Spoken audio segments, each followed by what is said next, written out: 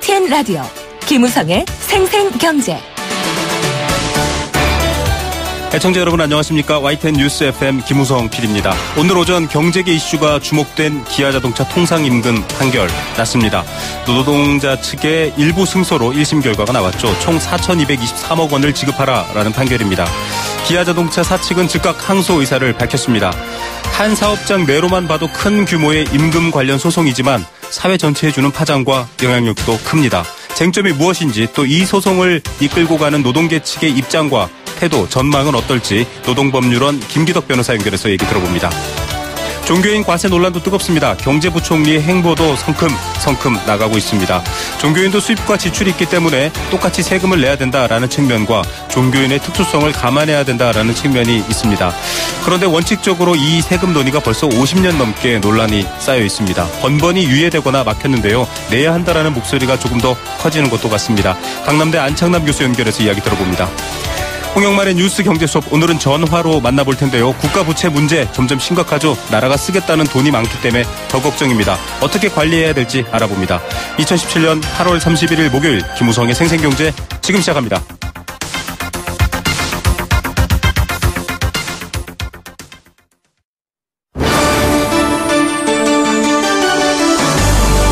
YTN 라디오 김우성의 생생경제.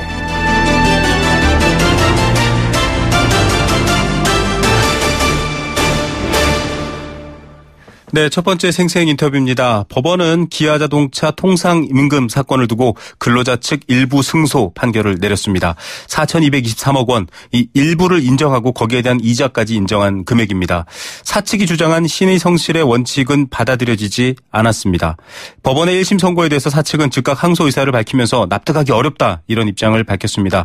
이 팽팽한 논쟁과 긴장 속에서 일단 법원은 근로자의 손을 들었다라고 평가하고 있는데요. 과연 어떤 의미가 있는지, 이 통상임금이 주는 의미가 얼마나 무게가 있는지 살펴보겠습니다.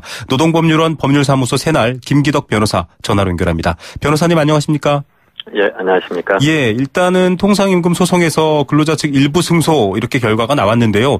재판부가 이런 결정 내린 배경 어떻게 보고 계십니까? 뭐 당연한 결과라고 보입니다. 네. 노동자들이 어쨌든 추가 근로를 했으니까 그거에 대한 어떤 대가임금 기준이 통상임금이거든요. 네. 그러니까 상여금이 통상임금에 해당되면 당연히 그거에 따라서 이 추가 그에 따라서 연장근로, 야간근로, 휴일근로 이 법정수당을 지급해야 마땅하죠. 예. 네. 자, 원칙적으로 예상됐던 바가 이루어졌다 이렇게 보시는군요. 그러니까 저희가 볼 때는 이제 완전히 100% 만족하지는 못하지만 네네. 워낙에 이제 신의 측의 문제가 됐기 때문에 네네. 그런 부분에 대해서 재판부가 선명하게 판단했다 하는 부분에 대해서는 뭐 신의 측과 관련해서는 저희가 평가하고 싶습니다. 예. 자, 아직 통상임금에 대해서 조금 자세히 모르시는 분들도 많을 것 같습니다. 지금 얘기가 이 기아자동차 사건에서 포함이 된 게 전기상여금과 중식비 등에 해당되는데요. 이 통상임금 어떤 내용이고 또 이게 왜 중요한지 좀 부탁드립니다. 통상임금은 단순 이렇게 생각하시면 됩니다. 이제 초과근로, 그러니까 연장 야간 휴일근로 그리고 네. 연차휴가 사용하지 못하고 일했을 때 네네. 그때 지급하는 임금 기준이 되는 것이 통상임금 가지고 50% 할증해서 지급하라. 네. 그러니까 그때 지급되는 기준으로 삼는 임금이 통상임금이다. 이렇게 보시면 됩니다. 그러니까 네. 잔업특근 많이 연장근로 휴일근로 많이 하는 노동자들한테는 통상임금이 인정되면은 그만큼 이제 추가로 이제 받을 수 있는 임금이 생기는 거고요. 네. 그런 이제 초과근로를 하지 않는 노동자한테는 사실은 통상임금 문제는 그렇게 이게 크게 영향을 미치지는 않습니다. 예. 즉, 초과 수당이 있는 분들에게는 아주 중요한 산정 근거가 된다. 이렇기 때문에 특히 제조업에서 아주 중요한 부분이 될 텐데요. 통상임금 자체는 그렇다면은 일률적이고 좀 정기적이고 고정성이 있다라고 하면 다 통상임금으로 볼 수 있는 건가요? 아, 그렇죠. 당연히. 기아자동차에서 이제 전기상여금이 통상임금이라고 인정됐던 것도 네. 바로 이제 그런 조건이 충족했기 때문에 네. 그런 조건이 이제 대법원 전원합치 판결에서 그런 조건의 임금이면은 다 통상임금이다. 상여금도 이렇게 판결했기 때문에 이번에도 이제 그렇게 확인한 거라고 보입니다. 예. 자, 대법원 판결이 사실 있었고 이 가브로토텍이라는 어떤 이 판례도 있었기 때문에 많은 분들이 사실은 이 소송에 대해서도 노측의 입장을 예상한 바 있는데 이런 판례가 있음에도 사실 이렇게 이야기가 끊임없이 좀 뭐랄까요? 논쟁이라든가요? 어떤 쟁점이 만들어지는 게 이른바 신의 성실의 원칙 때문인가요? 이게 정확히 어떤 내용인지 좀 궁금한데요. 그렇죠. 이제 대법원에서 이제 13년 12월 18일 날 이제 전원합의체 판결을 선고하면서 네. 상여금은 통상임금이다. 이렇게 이제 인정하면서도 이 대법원 판결이 있기 전에 노사 간의 합의로 상여금을 통상임금에서 제외하기로 이렇게 합의를 한 경우에는 네. 회사에 중대한 어떤 경영상의 어려움이 초래되는 이런 이 부담분이 그 정도 된다고 하면 이건 신의칙 위반이다. 네. 청구를 인정해주지 못한다. 이렇게 판결을 했습니다. 아, 네. 그래서 이제 사실 이제 이 사건도 보면 2008년 8월부터 2011년 10월까지 청구한 거니까 네. 대법원 전원합의체 판결이 나오기 전인 거죠. 네네. 그러다 보니까 그 신의칙과 관련된 그런 부분이 이제 사측에서 계속해서 대법원 판례 법리에 의하면 이제 신의칙 위반으로 이 사건 청구는 인정돼서는 안 된다. 그런 네. 주장을 계속해서 해왔던 거죠. 예, 이 단서 조항이 있었기 때문에 3년치 임금을 소급 지급할 때에 대한 어떤 단서 때문인데 이번에 일단은 받아들여지지 못했습니다. 신의 측이 사측이 주장하는 여러 가지 이유가 받아들여지지 못했는데 그 배경은 어떻게 보십니까? 일단은 그 대법원 전원합의체 판결에 신의칙 법리라고 하는 건 노동자의 어떤 임금 권리, 노동자 권리를 갖다가 예외적으로 그걸 제한하는 거거든요. 인정해주지 네. 않는 것이기 때문에 그야말로 엄격한 조건에서 예외적으로만 예외적으로만 그게 해당되는 걸로 이렇게 이제 그 해석을 해야 됩니다. 네네. 이번 어쨌든 그 서울중앙지법의 이제 이 판결도 바로 그러한 어쨌든 기준, 신의칙에 대한 엄격한 기준을 이렇게 으로 이제 판결했다 이렇게 보입니다. 예, 자, 이 신의칙, 신의와 성실의 원칙 자체가 사실은 이렇게 뭐랄까요 방어권처럼 쓰여지는 게 아니라 굉장히 제한적으로 쓰여진다. 아주 특수한 경우에 적용될 수 있다. 이런 얘기를 덧붙여 주셨는데요. 기아자동차 측에서는 좀 억울하다라는 입장입니다. 지금 뭐 중국 상황도 있지만 계속 영업이익 적자가 불가피하고 2010년 이후에 좀 실적도 계속 낮아지고 있어서 이런 상황이면 좀 고려돼야 되지 않냐라는 좀 그런 답답함이 있었을 텐데요. 어떻게 보십니까? 그런 주장을 이제 계속해서 이 사건에서 네네. 법정에서 하셨죠. 그 사측에서는. 네네. 근데 지금 이 사건 당시부터 지금까지 그 초과 근로를 통해서 회사가 얻은 이익은 정말 상당하거든요. 네. 상여금을 통상임금으로 이제 포함시키지 않아서 원래 상여금이 통상임금에도 불구하고 포함시켜주지 않았기 때문에 그로 인해서 사측이 향유한 어떤 이익이라는 게 상당하기 때문에 네네. 그리고 그 기간에 상당히 경영 실적도 상당히 좋았고요. 네. 뭐 이런 것들을 충분히 고려해서 이번에 이제 법원에서 신의칙 위반이 아니다 이렇게 판결을 한 것이라고 보입니다. 예, 이건 뭐 노동자 측과 사측 간에 서로 어쨌든 줘야 될 돈이 주어지지 않은 것이기 때문에 지금 여러 가지 환경에 대한 고려 부분도 재판부한테는 받아들여지지 않았다 이렇게 봐야 되는 거군요. 그런 부분도 이제 고려하셨고, 네네. 지금 이제 회사의 어떤 경영 상태가 네네. 중대한 어떤 경영상의 어려움이 초래될 정도로 그 정도 돼야지 신의칙 위반이라고 볼 수 있는데 그 정도는 아니다. 그 정도는 아니다. 예. 지금 일단은 이 청구한 원금 6,588억, 이자 4,338억, 한 1조 900억 원 가까이가 이제 근로자들이 청구한, 노동자들이 청구한 금액이었는데 지금 줄었습니다. 원금 3,126억, 이자 1,097억. 그래서 4,223억이 결정됐거든요. 1심에서. 일부만 결정된 건데 이건 어떻게 봐야 될까요?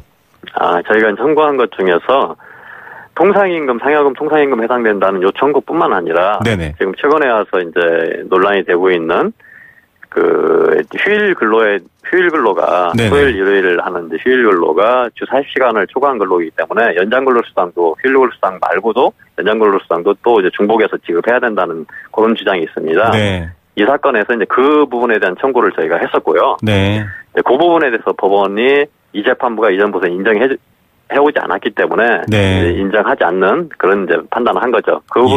그 사건 쟁점, 그 쟁점에 대해서는 현재 이제 대법원에서 조만간 판결할 거라고 이렇게 이제 지금 예정을 하고 있는 상태입니다. 예. 그리고 이제 또 하나가 저희가 이제 청구를 하면서 그 단체 협약 노사가 체결한 단체 협약상의 어쨌든 기준을 가지고 청구를 했어요. 왜냐하면 노조를 통해서 노동자들이 그동안 회사하고 협상을 하고 그래서 확보한 부분이 있기 때문에 네. 그 부분을 갖다 이제 저희가 그 뭐 법적 기준으로 낮춰가지고 청구할 수는 없는 거기 때문에 네네. 우리 노동자들 요구도 있고 그래서 법적 기준을 이제 상회하는 협약상 기준을 가지고 저희가 청구를 한 거죠. 네. 그런 부분에 대해서 이제 법원이 법적 기준에서만 인정하는 걸로 이렇게 판결을 한 겁니다. 네. 바로 이제 그런 부분이 지금 이제 저희가 청구한 청구는 어떻게 보면 이제 최대치를 청구한 거고, 네. 그 중에서 법적 기준에 의해서 판단했을 때 지금 이제 그 정도 지금 인정한 그 금액을 그렇게 이제 인정한 거다 이렇게 보시면 되고, 예. 지연 이자 관련해서는 저희가 청구한 게 뭐 4,338억 이렇게 한 거고, 그 중에서 지연 이자로 이제 1,097억 인정했다.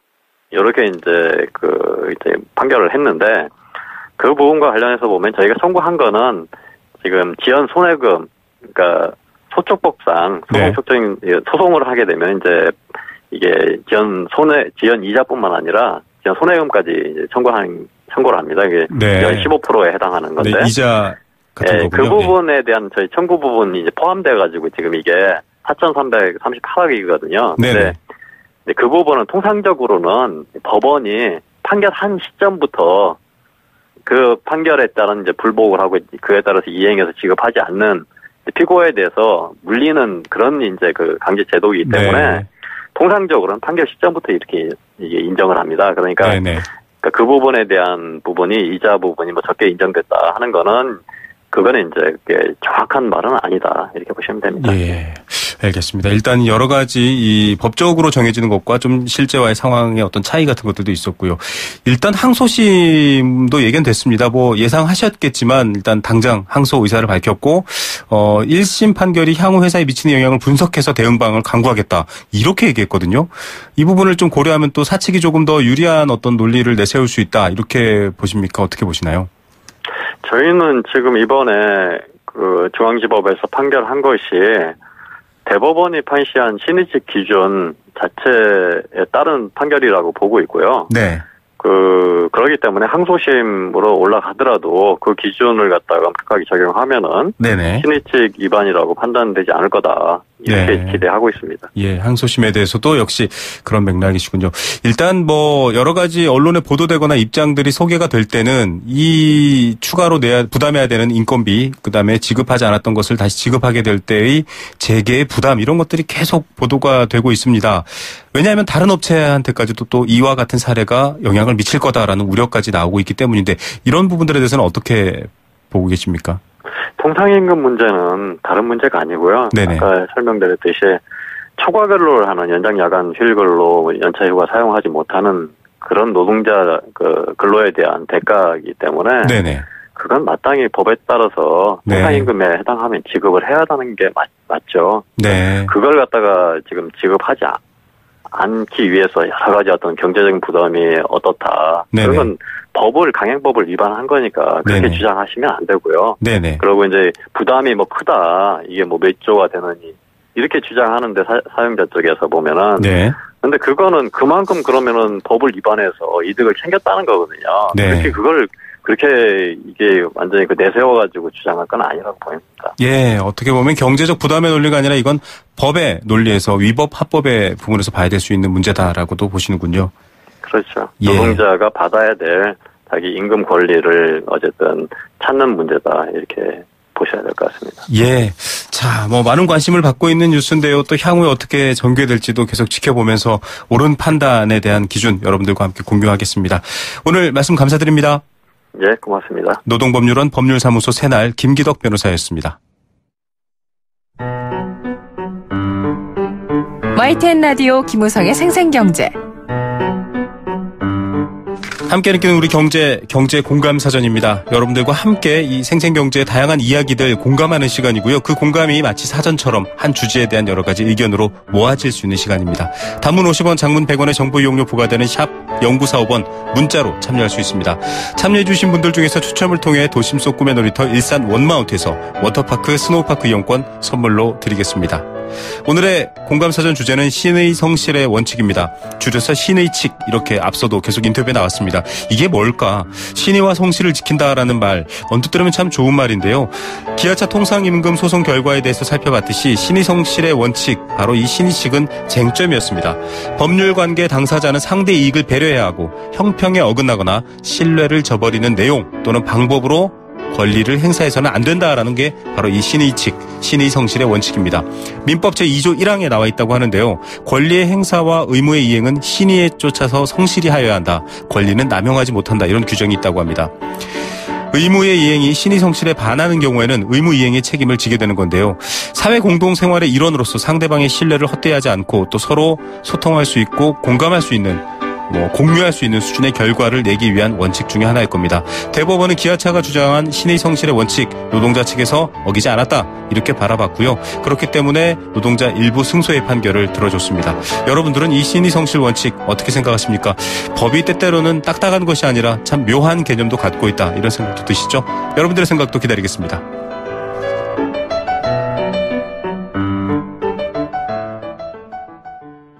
네. 도박은 치료가 필요한 질병입니다. 도박문제 상담 전화 1336번입니다. 한국도박문제관리센터와 함께한 생생경제였고요. 포스코와 함께하고 있습니다. 캠페인 2개 듣고 경제 톱뉴스 들려드립니다.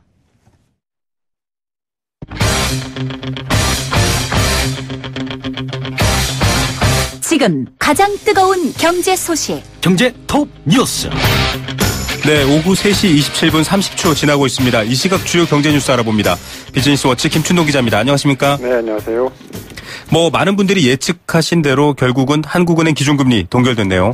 네, 한국은행이 오늘 오전에 금융통화위원회를 열었는데 이 기준금리를 현재와 같은 연 1.25%로 유지를 했습니다. 작년 6월에 금리를 한번 내린 후에 14개월째 지금 같은 수준인데요. 한국은행은 최근 경기지표 회복세가 좀 주춤하고 있고 또 이 북한의 지정학적 리스크가 좀 커지면서 기준금리 동결에 좀 영향을 미친 것으로 보입니다. 네. 이주열 한국은행 총재는 국내 경제가 견실한 성장세를 이어가고 있다. 이렇게 평가를 하면서도 이 경기 회복과 위축 요인이 좀 혼재돼 있고 이 지정학적 리스크로 불확실성이 커지고 있다. 이렇게 평가를 했습니다. 예, 사실 연내 꽤 의미 있게 올릴 것이다 이런 평가도 나왔는데 잭슨홀 심포지엄에서도 좀 분위기가 달랐고요. 네. 금리 오를까 이렇게 좀 궁금해하시는 분들도 많을 것 같아요. 네, 한국은행이 일단 지난 6월달에 이제 기준금리 인상을 위한 깜빡이는 켜둔 상태입니다. 그런데 이제 실제로 연내 금리를 올리긴 어려울 것이라는 관측이 많은데요. 네. 정부의 부동산 규제와 좀 보조를 맞추려면 일단 금리를 올릴 필요가 있긴 한데, 아까 방금 말씀드린 대로 이제 경기 회복세가 아직은 좀 뚜렷하지 않고요. 또 여러 가지 변수가 많다는 게 문제입니다. 최근에 주가도 주춤하고 있고, 6개월 연속 오르던 소비자 심리 지수도 이번 달에는 좀 주춤하면서 체감 경기가 좀 약간 약해지고 있는데요. 한국은행은 앞으로 이 국내 경기는 물론이고 북한 리스크, 또 사드 보복, 미국의 금리 인상 시기 등을 좀 여러 가지 살피면서 금리 인상 시점을 좀 조율할 것으로 보입니다. 네, 산업 생산 지표는 어떻습니까? 오늘 통계청이 발표를 했는데요. 산업 생산은 전월보다 7월 산업 생산이 전월보다 1.2% 증가했습니다. 지난 3월 이후에 4개월 만에 증가세로 돌아선 건데, 광공업 생산은 자동차 생산이 늘어난 데다가 휴대폰 신제품 출시 효과로 1.9%가 늘었고요. 이 서비스업 생산도 2달 연속 증가했습니다. 소비도 이 휴대폰 신제품 출시 효과로 이 판매가 늘면서 2개월째 증가세를 이어갔는데, 생산과 소비가 나란히 늘어난 건 지난해 6월 이후에 1년 1개월 만이라고 합니다. 다만 이번 달 지표는 썩 좋지는 않을 것으로 좀 전망이 되고 있는데 자동차 업계의 부분 파업 영향에다가 이 주식시장의 조정 등이 부정적인 영향을 미쳤을 것으로 풀이가 되고 있습니다. 네. 법원이 통상임금 소송에서 기아차 노조 손을 들었습니다. 저희도 앞서 인터뷰를 했는데 어떻게 좀 정리되고 있나요? 법원이 기아 자동차 근로자들에게 지급된 정기 상여금과 중식비를 통상임금으로 인정을 했습니다.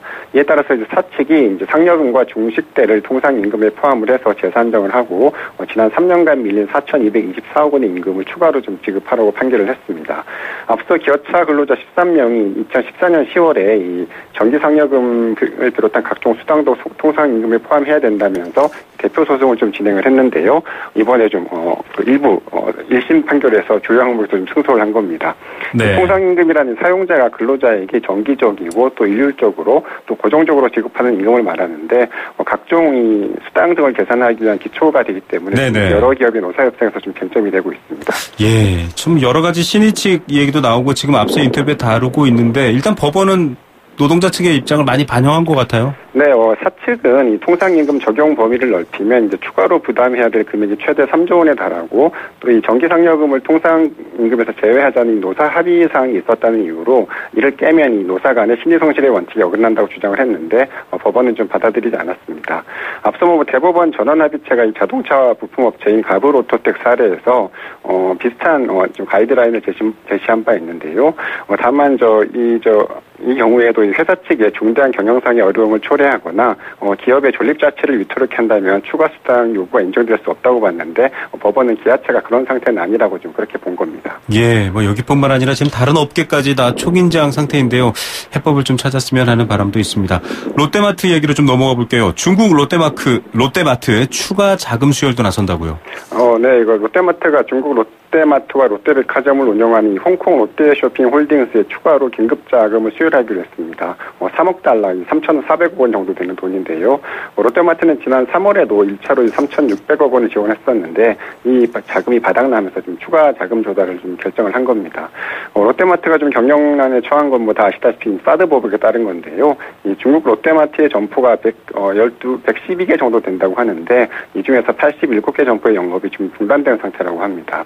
중국의 사드 보복 분위기에 편승한 중국인들의 불매운 등까지 더해지면서 그나마 영업 중인 12개 점포의 매출도 80%나 좀 급감한 상태라고 합니다. 예, 사드 보복 결국은 가시화된 게 아니라 이제 점점 심각해지고 있군요.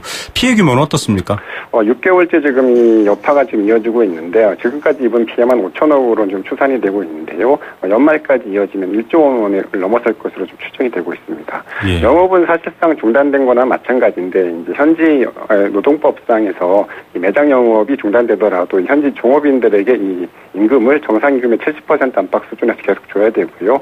매장 임차료도 뭐 계속 매달 나가야 되기 때문인데 롯데마트가 매달 필요한 자금이 한 달에 900억 원 정도 된다고 하는데 이 사드 이슈가 풀리지 않으면 매달 이 금액을 좀 손해를 보게 되는 겁니다. 네, 참. 이거 역시 해법이 찾아지지 않고 있는 어려운 문제입니다. 소멸시효 채권, 완성 채권 소각, 부채 탕감 이런 얘기까지 나왔는데 어떤 상황입니까? 네, 금융당국에 따르면 국민행복기금과 금융공공기관 또 제2금융권이 가지고 있던 이 소멸시효 완성 채권이 소각이 좀 마무리가 됐습니다. 이 대상은 약 140만 명, 금액은 27조 원에 달하는데요. 이번에 소각된 이 채무자들의 이번 소각으로 이 채무자들의 연체 기록이 완전히 사라져서 정상적인 좀 금융거래가 가능해질 것 같습니다. 오는 1일부터 내달 1일부터 이제 신용정보원의 소각채권 통합 조회 시스템을 통해서 이 본인 채권의 소각 여부를 좀 확인할 수가 있는데 소멸시효 완성 채권은 금융채권 상법상 이 소멸시효인 5년이 지난 채권을 말합니다. 예, 소멸시효 채권이 끝났으면 채무를 갚지 않아도 되는 건가요? 원래 그런데요. 합법적으로는 빚을 갚지 않아도 되는데 많은 금융회사들이 좀 그동안 가능적으로 이 법원의 지급 명령 등을 통해서 시효를 좀 늘려왔습니다. 또 이 소멸시효가 끝난 후에도 일부 빚을 갚으면 이 채무가 좀 부활된다는 점을 악용을 해서 일부만 내면 원금을 대폭 깎아주겠다고 사실상 좀 채무자들을 속여서 이 소멸시효를 좀 유지해왔었는데 이번에 좀 이런 관행을 좀 없앤 겁니다. 네. 자, 오늘의 톱뉴스는 어떤 것 고르시겠습니까? 롯데마트 기사를 꼽고 싶은데요. 최근 현대차의 중국 공장 일시 가동 중단 소식도 전해졌었는데, 말씀하신 대로 이 사드 보복에 따른 여파가 좀 본격화되고 있는 분위기입니다. 사드 국면이 좀 단기간에 풀릴 가능성이 낮다는 점에서 정부 차원에서도 좀 적극적인 지원과 또 대책 마련이 좀 필요해 보입니다. 네. 오늘 뉴스 감사드립니다. 네, 감사합니다. 비즈니스워치 김춘동 기자였습니다.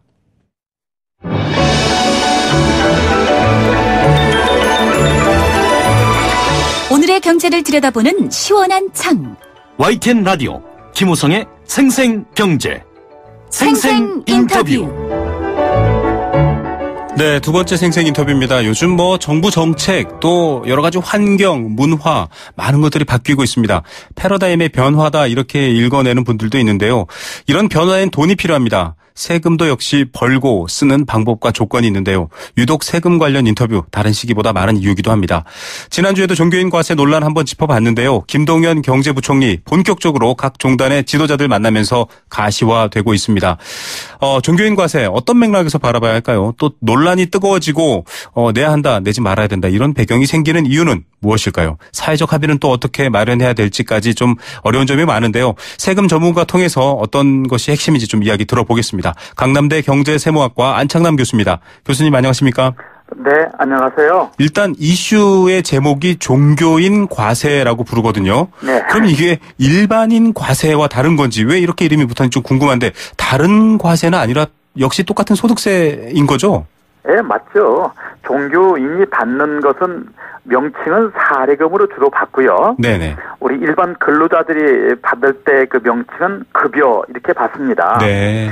사례금이나 급여나 모두 동일하게 소득의 일종입니다. 네네. 다만 종교인 과세를 하면서 종교인들이 이제 반발을 하니까 네. 그러면 어떻게 했으면 좋겠냐라고 했을 때 사례금으로 현재 기타 소득으로 사례금이 기타 소득으로 규정되고 있으니까 그러면 기타 소득으로 하자.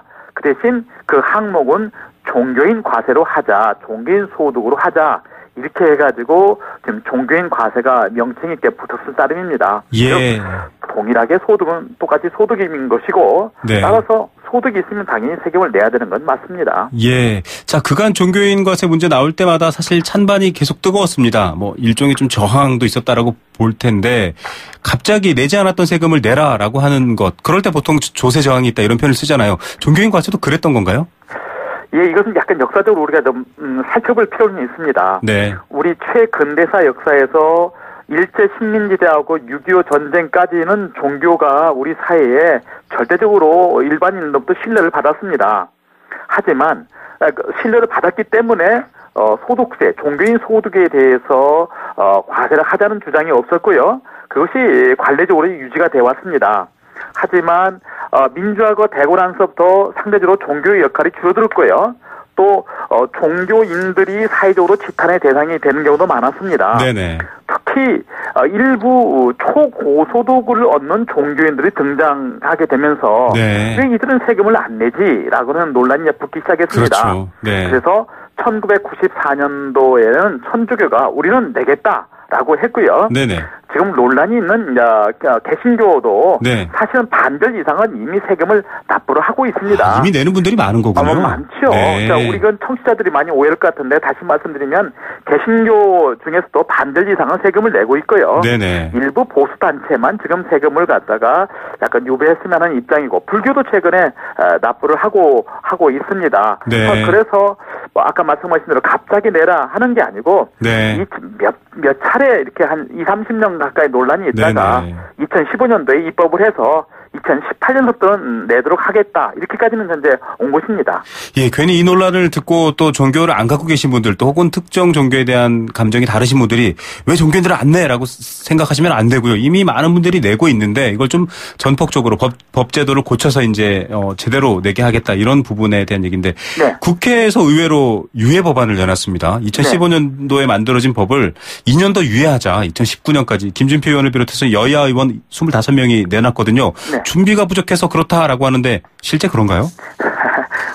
그 속내는 제가 알 수가 없지만 네네. 준비가 부족하다라고 한다면 첫째 법률적인 입장에서 법률이 미비되어 있다라는 게 하나가 있을 겁니다. 네네. 두 번째는 과세관청이 아직 과세할 준비가 안 돼 있다는 측면도 있고 세 번째는 종교인들이 있어서 아직은 준비가 안 됐다. 이렇게 세 가지 관점이 있는데 미안하지만 법률적인 면들은 이미 다 잘 되어 있습니다.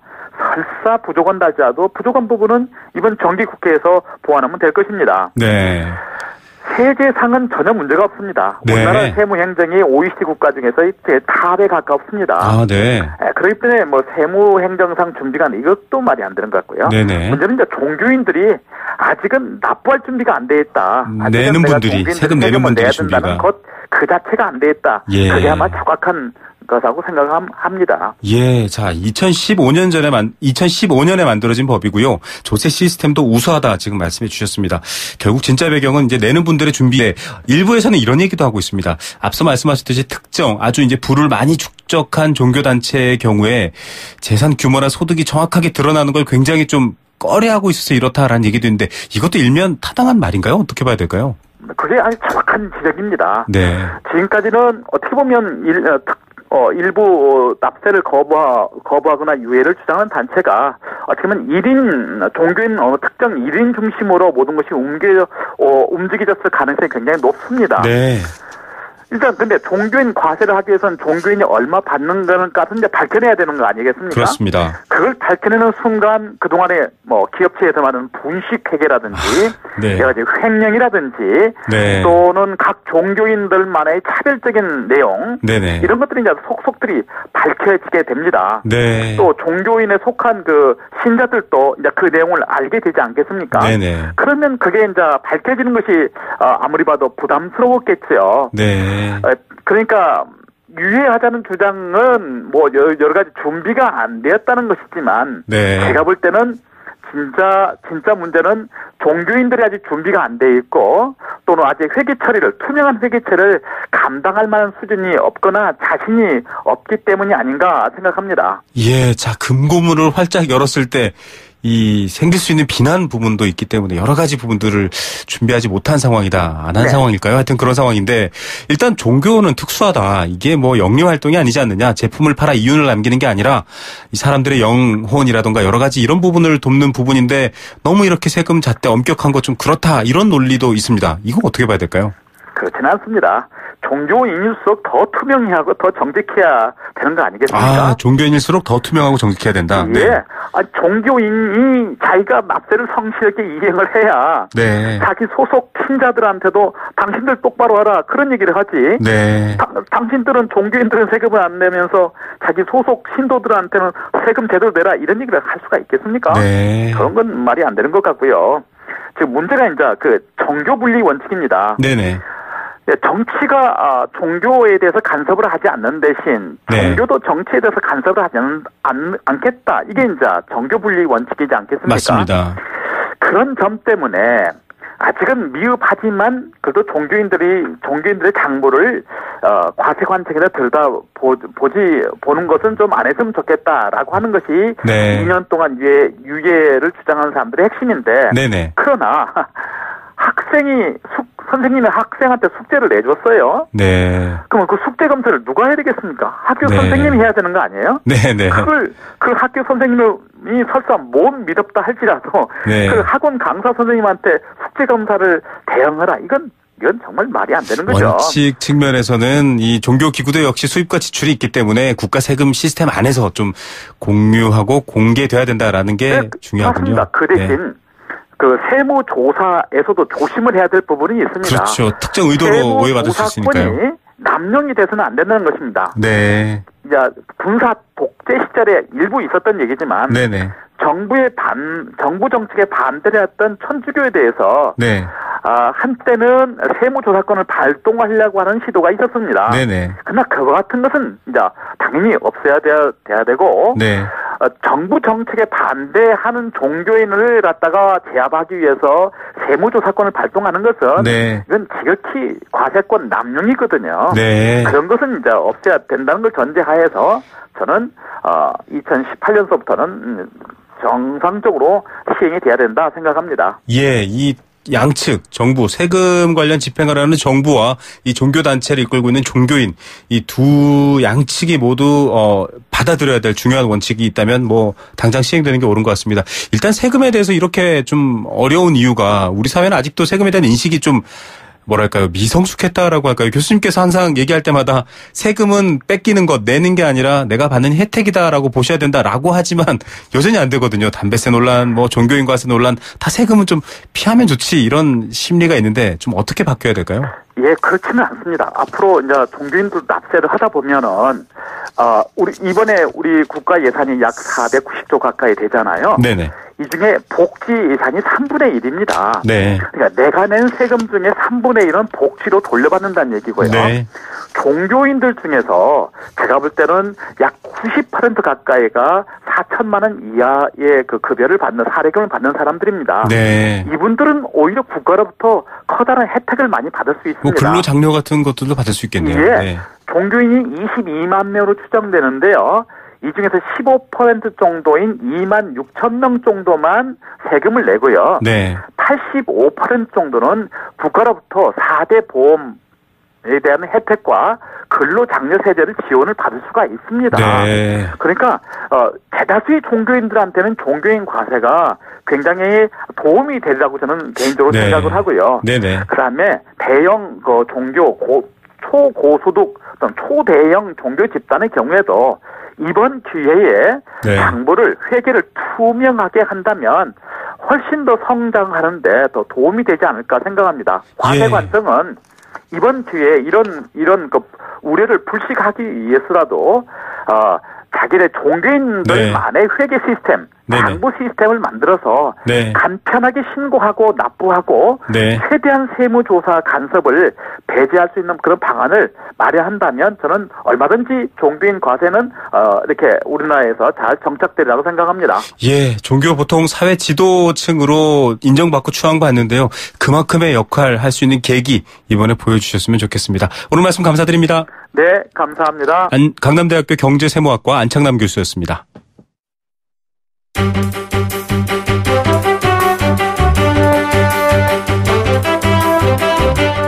경제를 아는 힘 홍영만의 뉴스 경제 수업. 예, 바쁘고 빠르게 지나가는 뉴스 듣다 보면 어떤 관점에서 이 문제를 어떻게 해결해야 될지 또 어떻게 바라봐야 될지 어려운 점 많죠. 목요일마다 속 시원히 해결해 주시는 분이고요. 또 제가 휴가 중에 비었을 때는 멋지게 생생경제 앵커로서 역할을 해주신 분입니다. 서울여대 경제학과 홍영만 교수 전화로 연결합니다. 교수님 안녕하십니까? 네, 안녕하세요. 예, 오늘은 전화로 뵙습니다. 네. 예. 자, 이 예산안 나올 때마다 슈퍼 소리가 붙는데요. 그럴 때마다 또 그 돈 어떻게 마련할 것이냐, 앞으로 그 부담 어떻게 할 것이냐, 이런 얘기 계속 나오고 있는데, 이번 예산안 보셨죠? 어떻게 보셨습니까? 이번 예산안은 기본적으로 문재인 정부의 그 복지 공약하고 소득주도 경제 성장을 뒷받침하기 위한 예산이라고 봐야 될 것 같고요. 네. 그래서 아마 제목도 내 삶을 바꾸는 예산 이렇게 명명한 것 같습니다. 네네. 복지 분야에 이제 일자리 창출을 하는데 한 19조 원 포함해서 복지 분야에 한 146조 원이 투입이 되고요. 그래서 정부가 아마 성장의 마중물 역할을 하겠다는 의지를 확실하게 보여준 게 아닌가 이렇게 생각이 됩니다. 네. 자, 이 성장의 마중물, 소득 주도 이런 얘기가 나오고 있는데, 정부 입장을 살짝 보충해서 이렇게 표현하시는 분들이 있더라고요. 이제는 물적 투자 시대가 아니라 인적 투자 시대다라고 하는데, 이건 어떻게 봐야 될까요? 네, 그건 아마 이제 이번 그런 평가를 하는 거는 조금 전에 말씀드린 것처럼 일자리를 포함한 복지 예산이 한 13% 올라갔고요. 네. 교육 예산이 한 12% 이렇게 오른 데 반해서 사회 간접 자본 예산은 한 20%가 삭감되었거든요. 네네. 그러다 보니까 아마 이제 물적인 투자, 사회 간접 자본 같은 물적인 투자보다는 교육이라든지 복지, 일자리 이런 거에 대한 인적인 투자로 전환하고 있다 이런 것 같은데 이런 평가는 당연히 나올 것 같습니다. 왜냐하면 당장의 그 청년 실업 문제를 해소하고 4차 산업혁명에 대처하기 위해서 정부가 이렇게 좀 어찌 보면은 고육지책이기도 하고 또 바람직한 국가 자원 배분 전략을 세운 게 아닌가 이렇게 생각합니다. 예, 참 방향성에 대해서는 진보 보수를 막론하고 방법이야 좋은데 이거 들어가는 돈 부담은 어떡할 거냐 이 현실론에서는 좀 이견이 달라요.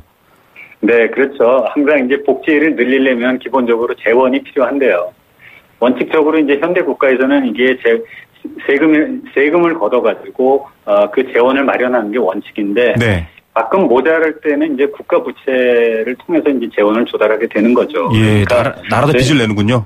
네, 그렇죠. 우리가 이제 부족할 때는 국채를 발행을 해가지고 국민들로부터 여유 자금을 받아서 그걸로 일단 떼워서 쓰고 나중에 이제 세금을 더 걷어가지고 그 빚을 갚게 되는 그런 구조를 하게 되죠. 결국은 국민들이 내는 거네요. 네, 그렇습니다. 이제 크게 보면 국민들이 내는 거죠. 그래서 이제 사실은 이게 현 세대의 부담을 미래 세대에게 넘겨주는 거다. 네. 이렇게 이제 표현을 많이 하죠. 자, 이렇게, 예. 네, 미래 세대가 이제 부담을 떠안게 되는 그런 문제가 있습니다. 예, 이런 부분들에 대해서 일단은 좀 어렵다라고 하니까 정부는 걱정하지 마십시오. 세수 구조도 개선해서 구조 조정도 하고 또 핀셋 증세로 돈 아주 많이 벌던 사람들 조금 세금 더 걷어서 해결할 수 있다라고 하는데 전부 다 이거 지난 정부의 증세 없는 복지랑 뭐가 다르냐 이런 얘기도 하는 분들도 있고요. 어떻게 봐야 될까요? 네, 기본적으로 이제 정부가 어쨌든 복지 재원을 늘려야 되기 때문에 세금을 더 걷기 위한 이런 어떤 고육지책이 필요했을 것 같습니다. 네네. 그래서 그런 차원에서 이제 핀셋 증세라고 하는 거를 지금 시도를 하고 있는데요. 어쨌든 이런 거를 통해 가지고 이제 부자들로부터 저소득층으로 소득이 재분배되는 그런 효과를 가져오기를 희망하는 게 정부 입장이거든요. 네. 그래서 이제 좀 경제 성장률을 높이자 이런 건데 과연 이제 문제는 계속해서 이 복지 재원을 이렇게 핀셋 증세만 해서 될 거냐. 네. 앞으로 과세 대상을 일반 국민으로 확장하는 그런 보편적 과세로 계속 가거나 아니면 정부가 빚을 더 얻어서 재원을 마련해야 되는 거 아니냐 이런 우려가 생겨나는 거죠. 그래서 예, 고령화 사회, 초고령화 사회 기준을 얘기할 때 우리는 이미 접어들고 있다라는 말씀 여러분들께도 드리고 있는데 노동 인구가 줄어든단 말입니다. 돈을 많이 버는 사람들이 줄어들고 노동 활동하는 사람이 줄어들고 결국은 세금도 부족해지면 빚을 지게 되는데요. 우리가 네. 어려운 상황인데 이번 예산에서 계산해봐도 국가 부채가 꽤 많이 늘어난다 이런 얘기가 나오던데 얼마나 늘게 되는 건가요? 국가 부채가 이제 작년에 670조 원이었는데요. 국가 네. 부채가요. 2018년에 저희가 지금 한 예산안에 따르면 한 40조 원 정도를 더 그 채권을 발행할 예정이니까. 네네. 710조 원으로 한 40조가 늘어납니다. 그러니까 한 6% 정도 늘어나는데요. 정부로서도 이제 이 그 국가 부채 수준, GDP 대비 국가 부채 수준을 한 40% 수준에서 묻고 싶은 그런 그 희망이 있는 것 같아요. 네. 그래서 이번 예산에서도 국가 부채는 GDP 대비로는 안 늘어난다 이렇게 얘기를 하고 있는데 네네. 이거는 경상 GDP가 이제 6% 이상 늘어날 경우에 그게 정부가 얘기하는 그런 숫자를 맞출 수 있는 거거든요. 네. 그런데 과연 그게 경상 GDP가 올해 6%만큼 내년에 성장할 수 있을지는 좀 두고 봐야 될 것 같습니다. 예. 지금 복지에 힘을 쓰는 정부로서도 괜찮다라고 하지만 빚을 신경 쓸 수밖에 없는데요. 이 전체 네. 국가의 부의 40% 가까이가 빚을 넘어서면 또 어렵다. 뭐 갑자기 늘어나는 경우도 있는데 이렇게 국가 부채 증가를 우려하는 것 그냥 딴지 놓는 게 아니라 정말 걱정할 일이 있기 때문이죠. 네. 왜냐하면 이제 국가 부채가 늘어나면은 이제 아까도 말씀드린 것처럼 국가 부채라는 게 국채를 발행해서 그 부채를 짓게 되는데 네네. 이 국채가 보통 만기가 3년 내지 5년짜리입니다. 네. 그래서 이제 이런 그 국채를 발행하게 되면 장기 이자율 우리가 얘기하는 뭐 3년, 4년, 5년, 10년 이런 이자율들이 상승하게 되거든요. 국채를 많이 발행하기 때문에. 그런데 이 장기 이자율은 기업이나 가계의 투자에 직접적인 영향을 미치게 됩니다. 네. 그래서 장기 이자율이 올라가게 되면 기업들의 투자가 줄어들고 그렇게 되면 성장이 더디게 되지 않습니까? 그러면은 이런 상황들을 모든 경제 주체들이 싫어하게 되는 거죠. 네. 그리고 이제 국가 부채가 많아지면 갚아야 되는 이자가 이제 눈덩이처럼 불어나서 네. 매년 우리가 세금을 그만큼 더 내야 되지 않습니까? 네네. 그러면 또 그것이 성장 잠재력을 또 갉아먹게 돼요. 네. 그래서 이런 이 불합리한 것들을 좀 억제해야 되는 거 아니냐 하는 게 이제 경제계에서 나오는 우려의 소리입니다. 겁니다. 예, 이 국가의 살림과 또 한 집안 가계의 살림 언뜻 보면 다를 것 같은데 지금 이 가계부채 문제도 어렵지 않습니까? 이것까지 번지면 네. 정말 심각해진다. 이건 뭐 현 정부를 지지하시는 분들도 얘기하던데 어떤 상황입니까? 지금 뭐 가계부채가 어려운 거는 뭐 모두가 다 아는 사실이잖아요. 네네. 그래서 이제 이게 가계부채 관리에 대한 실패를 하게 되면 네. 우리가 그 외환위기 때 그랬듯이 이제 공적 자금을 많이 넣어야 맞습니다. 되는 상황이 올 거고요. 네. 그렇게 되면 국가 부채가 다시 또 늘어나게 되거든요. 네. 그래서 이제 총량적으로 봐서 국가 부채하고 가계 부채를 이 합한 빚의 총량, 항상 네. 빚이 문제가 됩니다. 위기를 가져오는 게 빚인데 그 빚의 총량을 적정 수준에서 관리하는 게 중요하다고 생각합니다. 예, 관리 해법 짧게 정리 부탁드립니다. 네, 아무래도 이제 이렇게 정부가 부채를 이 채권을 발행해가지고 부채를 가지고서 돈을 어디다 쓰느냐가 중요하거든요. 네네. 그래서 이거를 빌려가지고 생산적인 곳에 쓴다 그러면 큰 문제가 없을 것 같아요. 그래서 네. 그런 경제적인 효과들을 따져봐서 경제 효율이 증진되는 곳에 돈이 쓸 수 있도록 우리 지혜를 모아갈 필요가 있다고 생각됩니다. 예, 쓴 돈이 번 돈이 되게 하자. 이런 것도 좀 고려했으면 좋겠습니다. 교수님 오늘 말씀 그렇죠. 감사드립니다. 네, 고맙습니다. 네, 서울여대 경제학과 홍용만 교수였습니다. 네, 도박은 치료가 필요한 질병입니다. 도박 문제 상담 전화는 1336 한국도박문제관리센터와 함께했고요. 포스코와 함께했습니다. 법보다 국민이 우선시해야 돼야 됩니다. 신의 성실 원칙, 법 여태까지 사칙이 다 어겨운 거 아닌가요?